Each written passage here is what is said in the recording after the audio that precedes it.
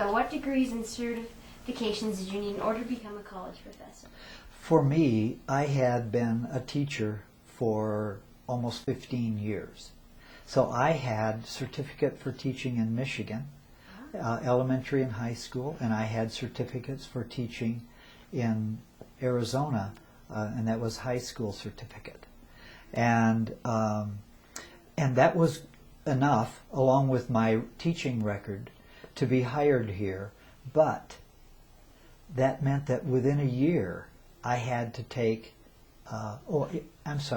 Bachelor of Music degree and Master of Music. My first degree was in music education. My second degree was in music performance as a trumpet performer. And so those were the degrees that I had from the University of Michigan. And then the certification that I had as a high school teacher in Arizona was all I needed to apply and be accepted here. But the condition was that I had a class to take. And that class was one on the history and the, I guess you'd say, the workings of community colleges in Arizona. That's interesting. And I don't know whether that's still a requirement. In a way, I hope so, because people ought to have an understanding of the history and how the whole thing is a state program. By the way, when I came to Arizona, there were 2 community colleges. That's it? 2. Wow. What year was that? That was 1972. Oh. And one was in Thatcher, Yeah. and one was in Phoenix. That was it. Wow. That's insane. Eastern Arizona College and Phoenix College. And in that time, the Phoenix College was actually part of the high school district. It was called the Phoenix Union Phoenix College District. And a student could go through 6 years from high school to 2 years of college at no cost. Wow. That would be really nice now. Absolutely no cost. Then the state bought both of those colleges and established the community college entity that exists yet today. And at that time, the Phoenix College instructors, who were my colleagues, essentially left the Phoenix Union College High School District and became part of a new district. And in that county, of course, it was called Maricopa. Then each county had to have a voting to declare they wanted to be part of the state system. And after some period of time, that's what happened in Yavapai County. And there were a lot of folks who wanted this college on the other side of Mingus Mountain. Really?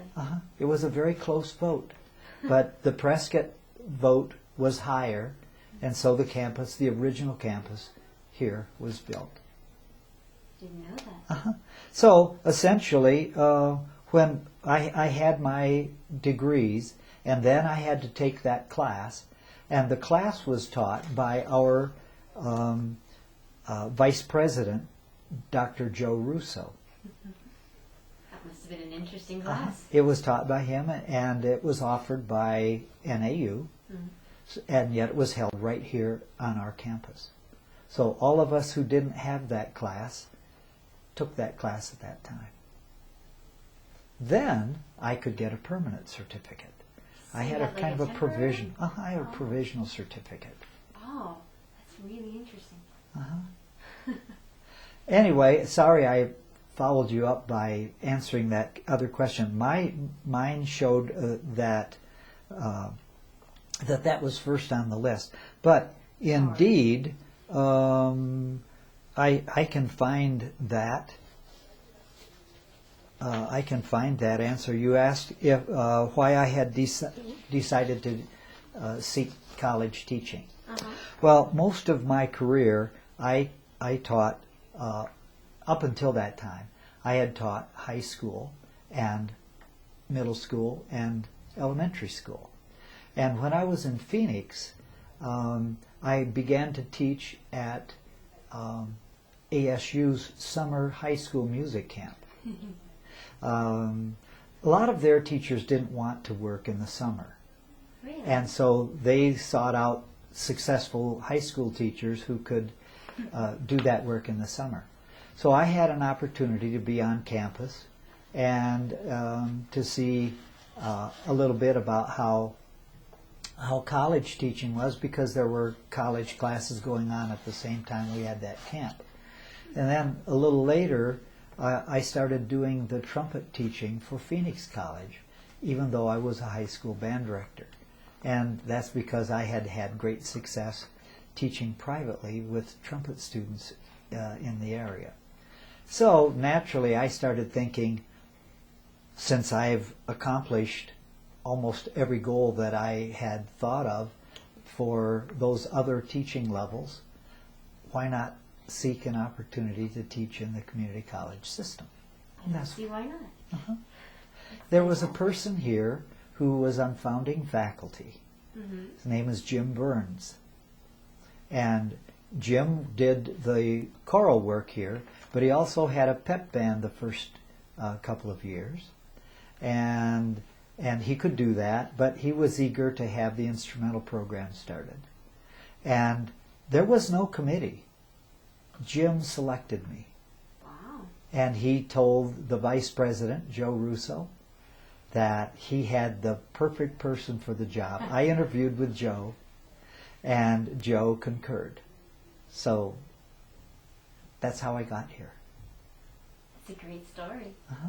Being the perfect component for the job. Uh-huh. Evidently. Yeah, I bet you were. Well, you were exactly what they were looking it worked for. out. That's great. Okay, next question. Let's see. Did you teach full-time or part-time at Yavapai College? I taught full-time all of the years I was here from 1972 to 1993. That's when I retired. And then I started teaching part-time. And I You just have... couldn't get enough. Well, actually, Dr. Breiling has asked me to teach on a relatively regular basis, especially as a private instructor. And I've taught a variety of instruments. Brasses are my, let's say, specialty, Yeah. but I've also taught some other instruments as well. And yet one semester, Dr. Breiling went to U of A to work on his doctoral program. And I did all of the performing groups, the instrumental performing groups again. So that was a rather heavy semester of part-time. That is a pretty heavy load. That was spring of '97. Wow. That's a lot of work. Mm-hmm. A lot of work. But it must have been fun. It was. That's all that matters. Mm-hmm. Let's see. So you didn't need a second job to support yourself, did you? No, I didn't. Now, the fact is, I almost always made extra money. Really? Music teachers are often sought by churches to do church music programs. And for 8 years, I did the music at Trinity Presbyterian Church here in town. Do you know where that is? Oh, where? I'm not quite sure. That's down on almost the corner of Copper Basin Road. Oh, I think I know where it is. Uh-huh. Yeah. That's very nice. So 8 years I did that, and it wasn't because I had to, but being a believer and having been involved in church music programs in the past down in Phoenix, it was one of those things that they sought me out, and I looked into it and did that for 8 years. In addition, instrumental teachers who are performers often have performing opportunities for which they're paid. And I did a lot of that. Starting from the time that I moved to Phoenix. I played with the Phoenix Symphony many times, went on tour with them one time, and played for shows and dances and parties. And then when I came here, I played, probably 12 years in a row, every Friday night in the summer, down on the square for open-air dancing. Oh, wow. That must have been fantastic. Piano, bass, drums, and me. So was it a jazz band? Well, it was a jazz band in a way, Yeah. but more it was more a dance combo, because Very nice. it wasn't just for listening. We played things that people wanted to dance to. Oh, that must have been so much fun. It was. It was. I even have some recordings of that somewhere, Really? and photographs. Very cool. Newspaper articles about that part of my life. So I didn't need to, but those opportunities existed, and so I continue to perform to this time. It's a great thing to keep performing, Mhm. especially if you love it. Yes, that's right. What is your favorite type of music to teach? You know, when I saw that question, I guess that I had to say there wasn't really a favorite. You loved them all? Indeed, and yet, compared to a person teaching at a university, a person who teaches at especially a rural community college has to be able to do a lot of different things. And I can remember teachers doing some of the things that I did at the universities, just being absolutely baffled at my schedule. Really? Because they would have one performing group and maybe one class per semester. That's it? Oh. I had 3 performing groups and at least 3 other courses that I taught in order to make my load here. That's a Now, lot of work. in a way, I had the background because I had done almost all of that in high school. Yeah. And so it never occurred to me that one was a favorite. Really, as far as a conductor, Yeah. I started off with a small orchestra, and then a small band, and then a small jazz band, and things grew.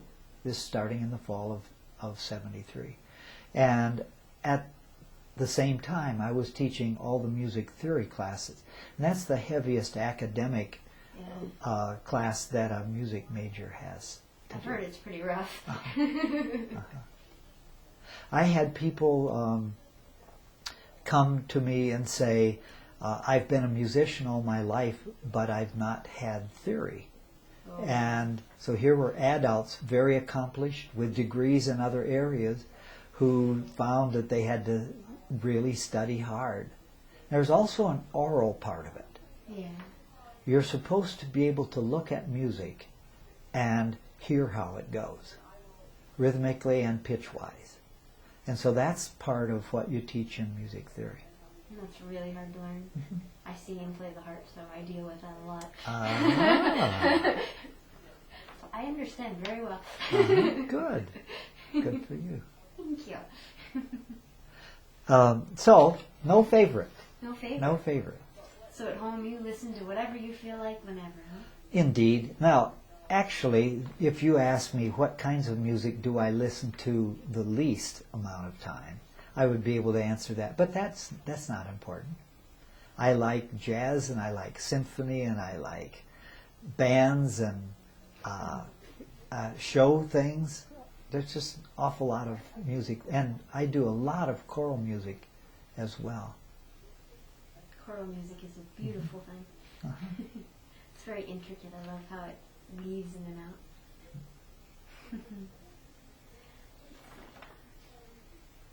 What was one of the most memorable things that happened in your classroom?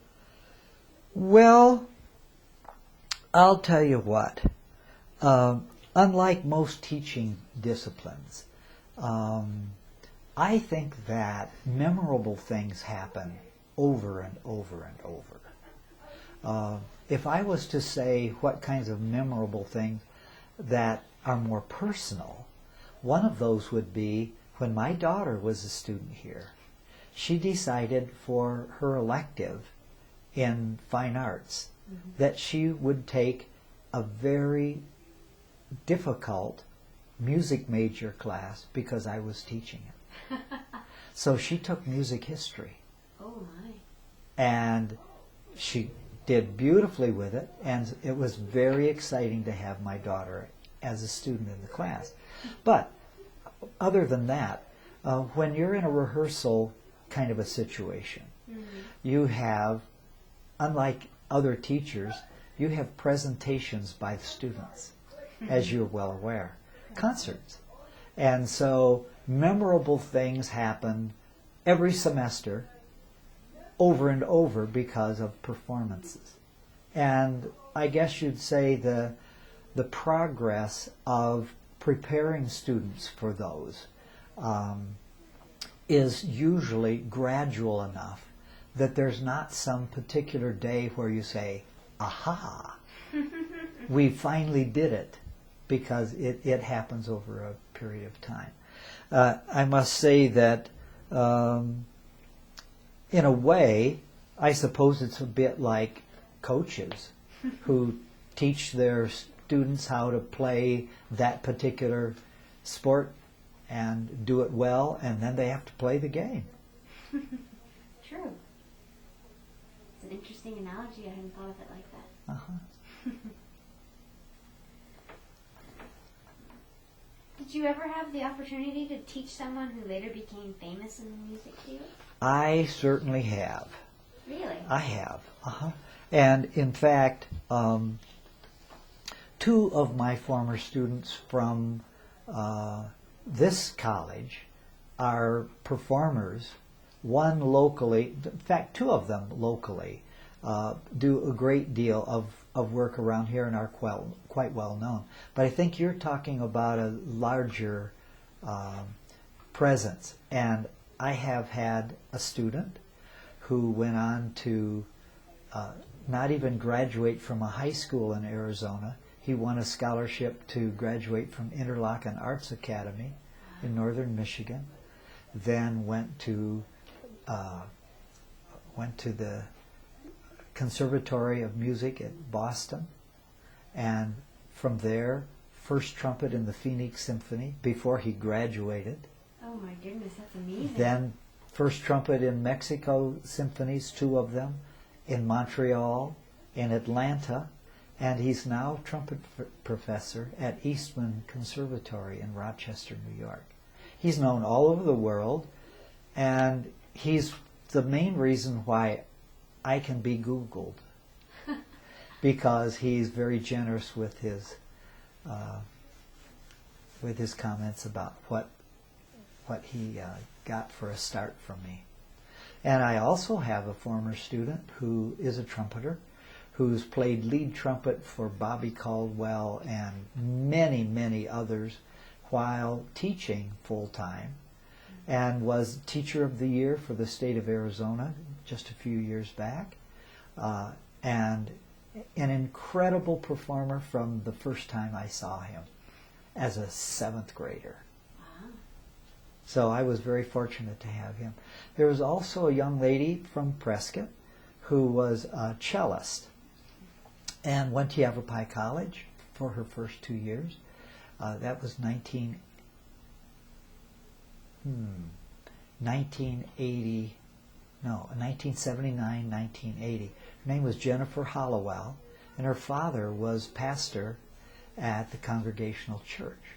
She was a classically trained cellist, did beautifully, played in the orchestra here while she was in high school, and then 2 years here. Then she went to ASU, and in fact I took a sabbatical that year and went to ASU, and we were fellow students. Really? Uh-huh. Oh, how fun. And so we saw each other and regularly had opportunities to keep track of each other. Her name, Jennifer, she became Jenny Lynn, and she's a country western performer on electric cello and violin, which she holds like a little tiny cello, like this. And has played with many of the country greats. So Jenny Lind, in fact, I have a letter and photographs of her that she sent to me at the time of my retirement. Aw, So she's nationally known. that's fantastic. It sounds like you got to teach a lot of interesting people. A lot of, and one of the things that was different about coming to a college is here, especially, you have as many adults as you have college-age kids your age. So there were people who were very, very accomplished musicians. Some had I guess you'd say, careers as professional performers, and ended up here playing in my organization. So it was incredibly nice. I bet. That's what I love about this college, is you get the mix of generations. It's nice. And indeed, I think that older students learn a lot from the kids, and the kids learn a lot from the older students as well. I agree. So I hope that answered your question. Very well, thank you. What creative and innovative teaching methods did you use in your classroom to enhance the students' learning? You know, that was a kind of a difficult question to answer. And there have been several little things, but one of the aspects about a rehearsal atmosphere especially is you've got to be creative and you've got to be spontaneous, because you can't predict what kinds of problems students are going to have with the music that you present. And I think that things that have been spoken of me are that I would find different ways for people to understand concepts that they were having problems with, because everybody doesn't learn in exactly the same way. No, they don't. So that was one of the things that I thought of in looking at that particular question. Also, I developed some things. Do you know what a circle of fifths is? I think so, yeah. I remember the big circle. The circle with 12 spots on it. Yeah. It occurred to me that if you turned that circle of fifths, you could get more than major scale information off from it. Really? So I had all of my students make circles of fifths with two sheets. One a rectangle with the key information on it, 0 sharps and flats, 1 sharp, 2 sharps, 3, 4, 1 flat, 2 flats, like that. And then the center sheet turned. Oh. So when C is at the top, you get major key information. If you turn that and put A at the top where 0 is, you have all the minor key signatures. And if you put D at 0, you have the mode called Dorian. Oh. If you put E at the top, you have all the mode key signatures for the one called Phrygian. Wow. I still use that today, and in fact, last Friday, I had students from 6th grade band from a middle school in Scottsdale make them. That's a really neat trick. We're going to have to go try it now. Yeah. I should have brought you, if I had known you were a musician, I would have brought you the kit. Dang. But maybe we can get together and I'll give you a kit. That would be fantastic. I love that. I've never seen another person use that. I've never even heard of that before. All I've looked at is the pages and they go memorize. I'm like, ugh. Wow. It works very, very nicely. And so I've used that for absolutely years and years and years. That is a great innovation. Love it. Now, of course, that was mostly presented for the students in theory. Yeah. And the pre-theory class, fundamentals we called it in those days. So that worked out very nicely. Sounds like it did. Next. Next one? All right. What does an extraordinary music teacher need to know about the individual learners in their class? Well, I guess in a way, I believe, let's make sure that I've got the right sheet here. I believe that almost everyone in a music class wants to be there. Yeah. Okay? That's true. And they want to succeed, and they want to be respected, and yet you've got to find the way that they learn easiest. So I think my approach was always looking, and yet the other part of it is, I think that when you have musical organizations, you have to select music that's within the possibility of that group that you've got that particular semester. Yeah. So I think you have to choose wisely. They have to be interesting, they have to be challenging. Did that answer that question? Very nicely. Okay. I gave you some hard questions. I want to make sure they were good. You bet. How did Yavapai College help you grow personally and professionally? Well, let's see. When I taught in high school, probably my greatest responsibility as a conductor was with a band. Yeah. And yet I also had an orchestra, and yet it was a small orchestra, and the repertoire that you could work with, even with really fine students, was somewhat limited. Mm-hmm. You couldn't do major symphonies because you didn't have enough performers to make that work. Mm-hmm. So one of the things that really gave me an opportunity to grow was as the orchestra grew here, and we got more and more good, really good performers in the orchestra. Even though I had had experience as a performer with the Phoenix Symphony, I had never thought about choosing orchestral repertoire. And so we began to have a committee within the orchestra that would get together and plan for the next school year. And I would hear students who especially were adults who had experienced performing certain pieces, and they'd say, I think this group could really do this symphony. And I had never conducted symphonies. I conducted many symphonies here with our Yavapai College Orchestra. And so that was an opportunity, well, you could call it almost forced, right? Yeah. Because I had to prepare myself for conducting instead of just performing the trumpet parts. You had to get yourself familiar with all the music. Exactly. Uh-huh. So that was a period of real growth. After my sabbatical year, I also became aware that a lot of my students here in the jazz program wanted more emphasis on improvisation. And so I got material, and I said to the students, how about if we do this together?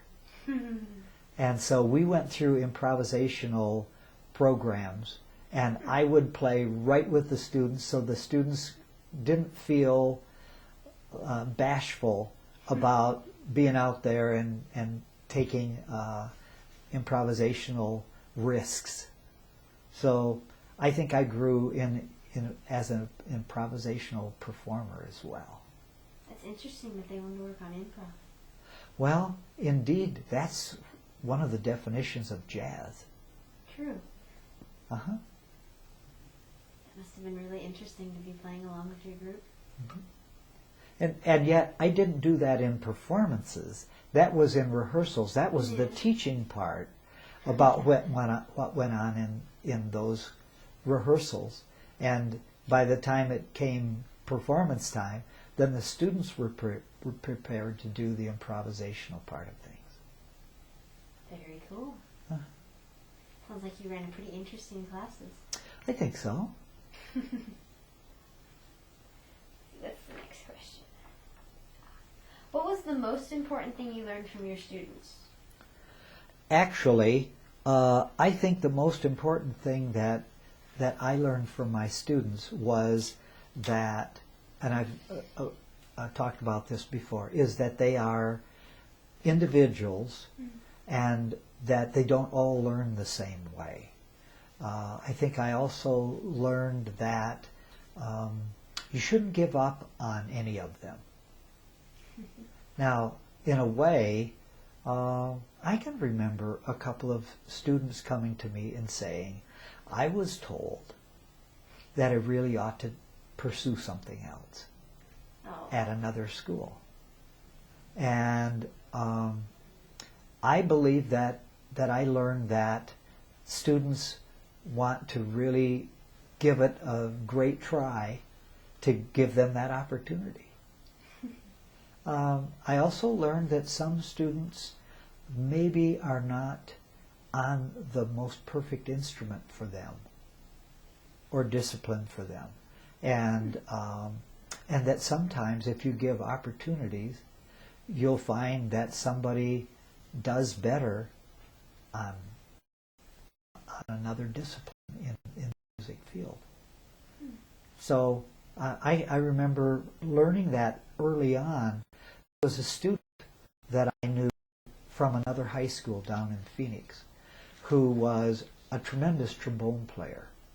And one time he played in the church that I was attending in Phoenix as a professional performer. And he said, I'm here to sing. And at Interlaken, when they heard me sing, they said, put away your trombone. Oh my goodness. You're a great trombone player, but you have a spectacular vocal instrument. So, give kids an opportunity to try a number of things. It's also something I learned. It's a great lesson to learn.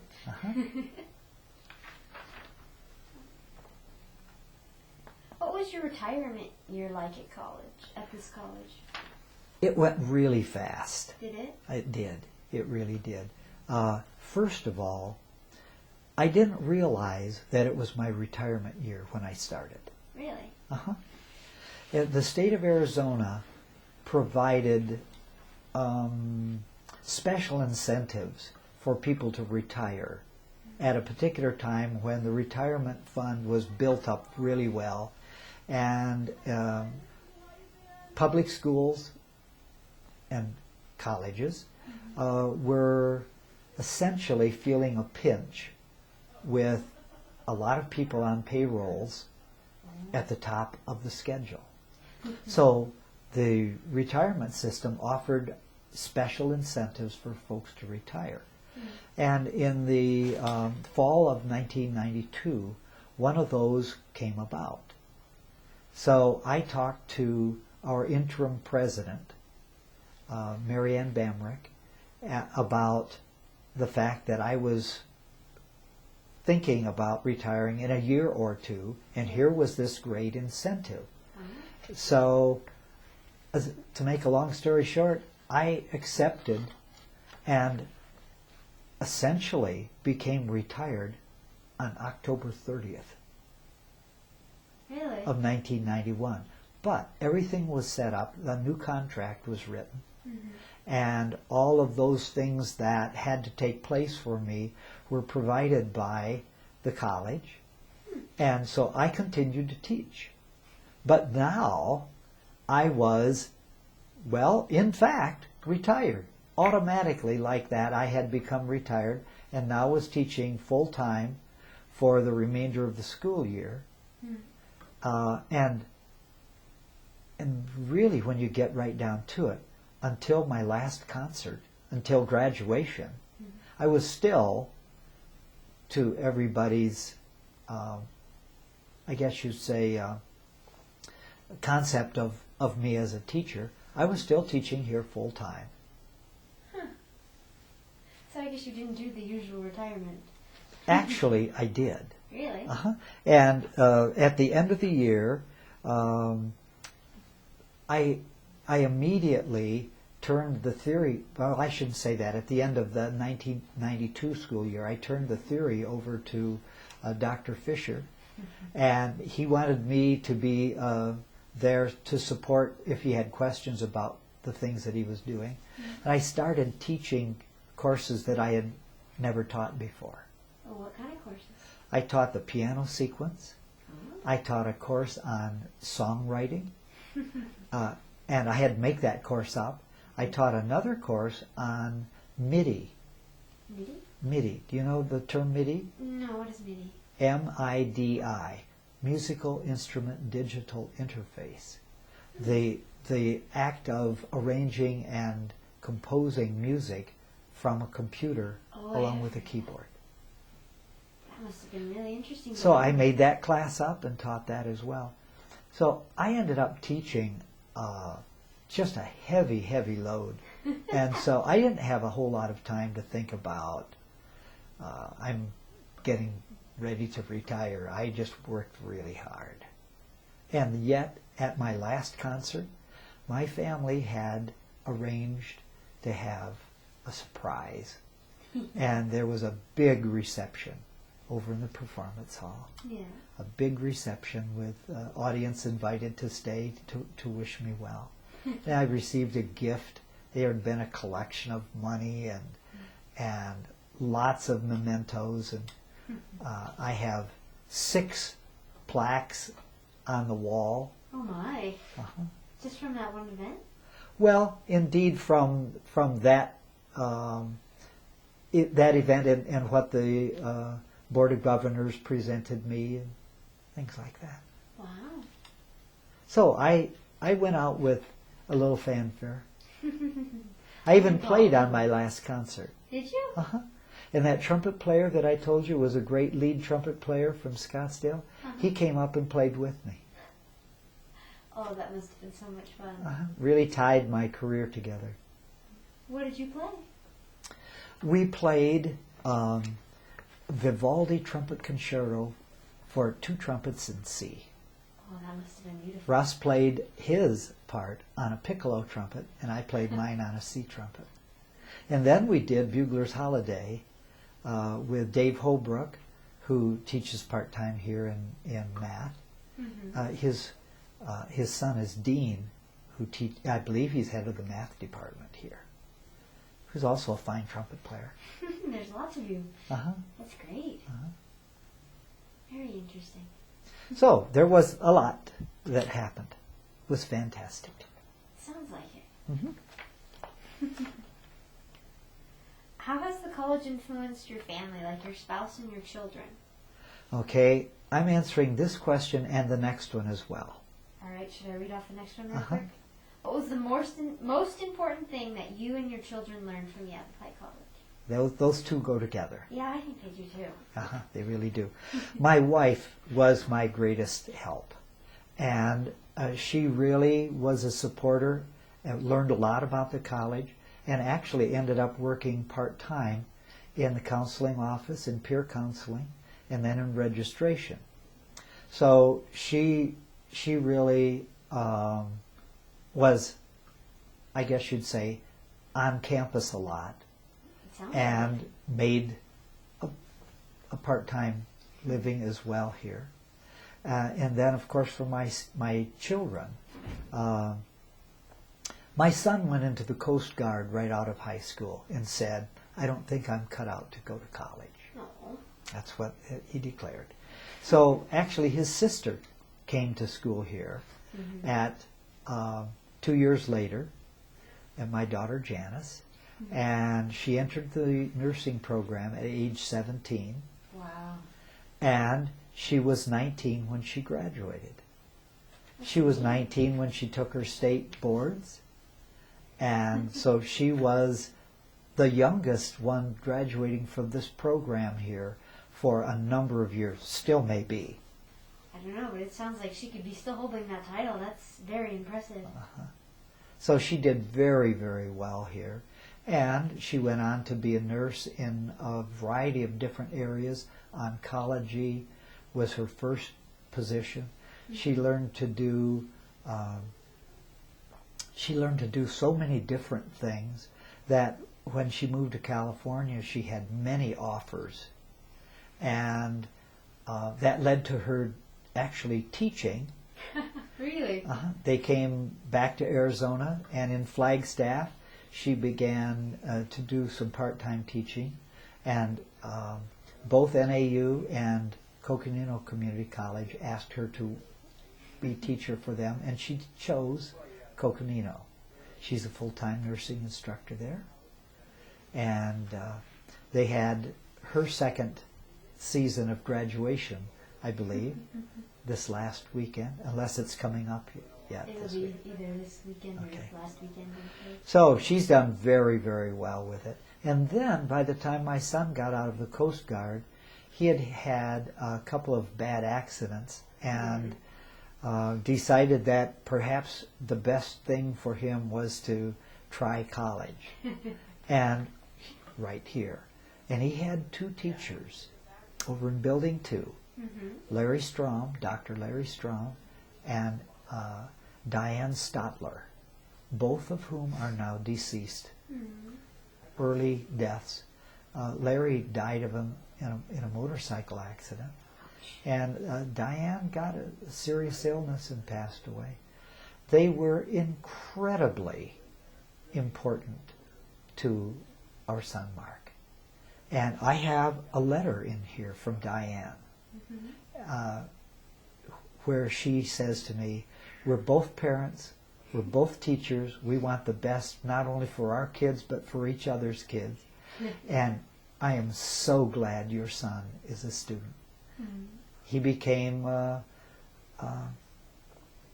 in fact, I guess you'd say one of the star graduates of the manufacturing technology program, and works at Prescott Aerospace in Prescott Valley. The only person in a very large shop who can program the computers to make aircraft parts. You must be very proud. That's a hefty job. It is. So, talk about importance for your family. I can see All that. of us. Everybody was involved. When my daughter went for her first interview for Coconino College, they asked her, did she know anything about community colleges? They didn't ask her that. They did. Oh, she must have had an interesting answer, especially She if you certainly teach it. did. My goodness. She certainly did. So, I think of this as not just my place of employment, but it had provided lasting impact on my whole family. That's really great. Viva YC. Yes. Thank you so much for this interview. We just missed by like 5 minutes, but that's... Do you think we did? Well, it's almost... No, it's still running. Yeah, it's still going. Is there anything else you'd like to tell me about your experiences? Well, actually, I think that I would like to mention some of the colleagues here.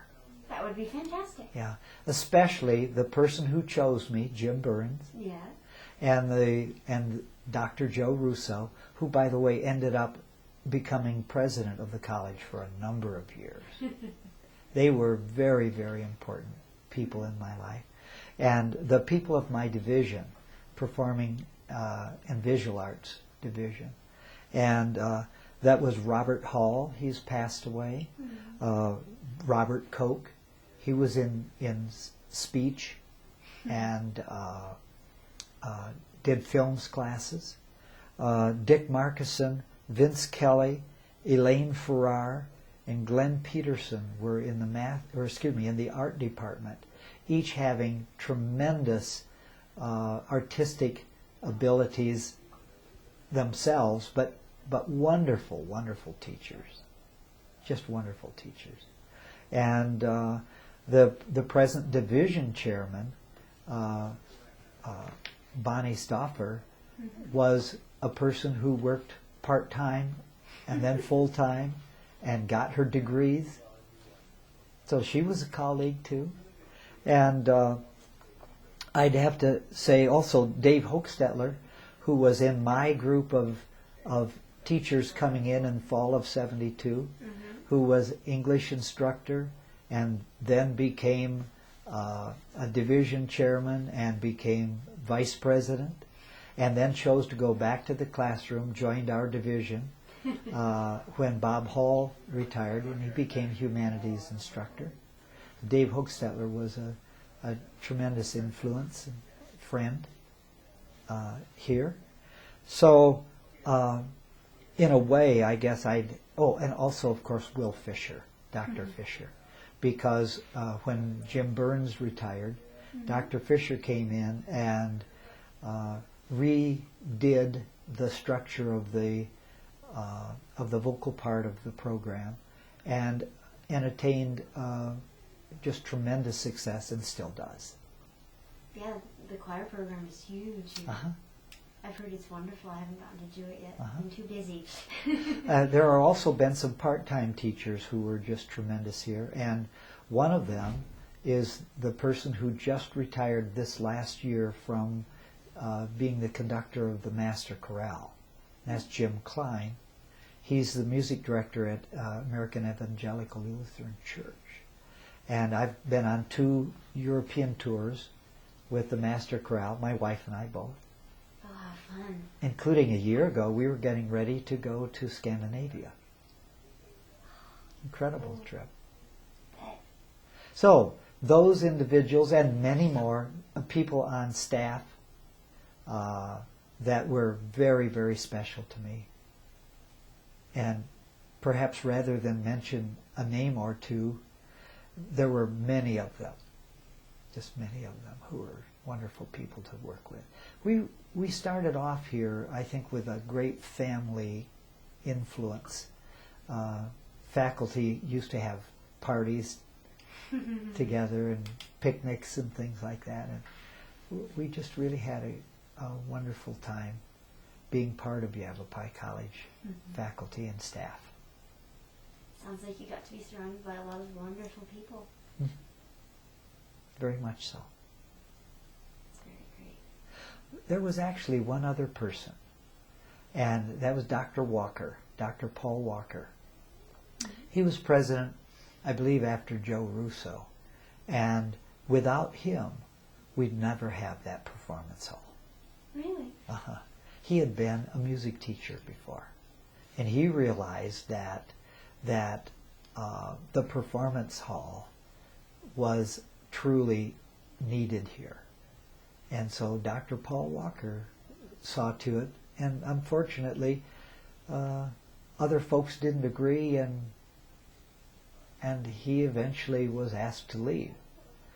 Never really got to enjoy the full opportunities the way this performance hall has worked out here, and it's just been terrific.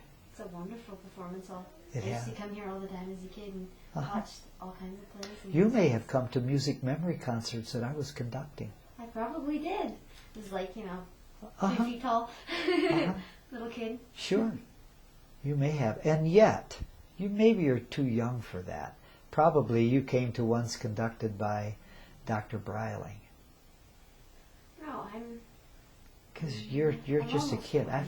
Yes, but I've been retired for 15 years. But if you were teaching in 1992, you said? You may have come. I came to Yavapai all the time with my grandma for Ah, my classes, okay. and we came and watched ballets, and she loved ballets and operas. She still does. Good. Good. Well, do you have any other questions of me? What is it like conducting? It's the best place to be.